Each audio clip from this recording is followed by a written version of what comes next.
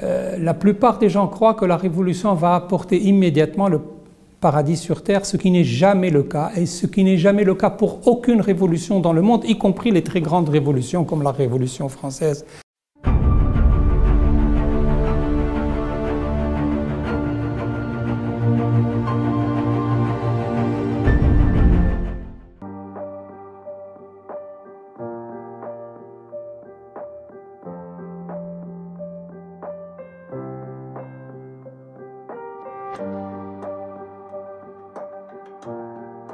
Alors, les 10 ans, comme tout le monde le sait, ont été 10 ans difficiles, très difficiles, et le problème, c'est que les difficultés sont allées en s'aggravant au fur et à mesure du passage du temps.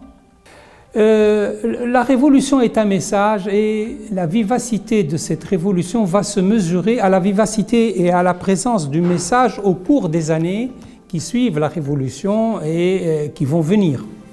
Or, nous voyons que malgré les difficultés, le message de la révolution reste présent, reste vivace, et que la révolution constitue toujours une référence pour tous les acteurs sociaux et pour les mouvements sociaux, y compris les mouvements de protestation.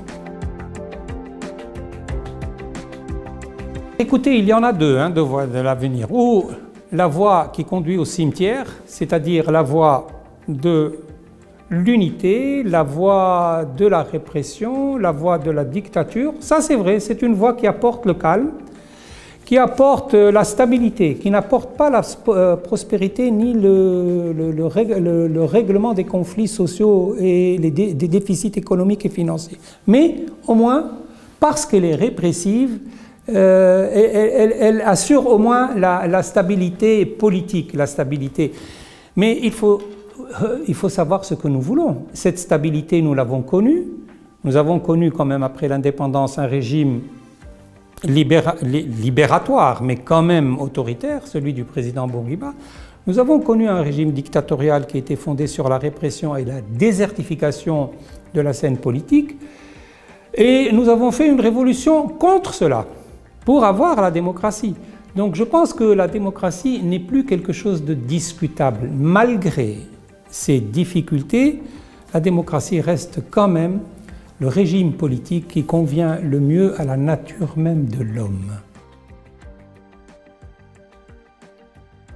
Confiant en ce sens où je sais que la stabilité reviendra un jour. Mais je ne me fais pas d'illusions. Je sais très bien que les années qui vont venir seront des années pénibles pour la Tunisie et pour les Tunisiens. Il ne faut pas croire que par un coup de baguette magique, nous allons changer les choses. Il ne faut surtout pas croire qu'en changeant les hommes qui nous gouvernent, nous allons changer la situation. Tous les candidats, que ce soit aux législatives, aux présidentielles, tous les futurs candidats au gouvernement, etc., promettent des tas de choses, promettent de mettre fin à cette situation qui pratiquement devient endémique, et en plus elle est aggravée par la véritable endémie du coronavirus. Il ne faut pas les prendre au mot, parce que je sais que le changement d'homme ne réglera pas la situation sociale. Il faudra patienter, il faudra attendre, il faut bien sûr agir, n'est-ce pas? Ça, l'appel que je fais n'est pas un appel pour la passivité. Au contraire, il faut agir pour raccourcir cette période autant que faire se peut. Il faut la raccourcir.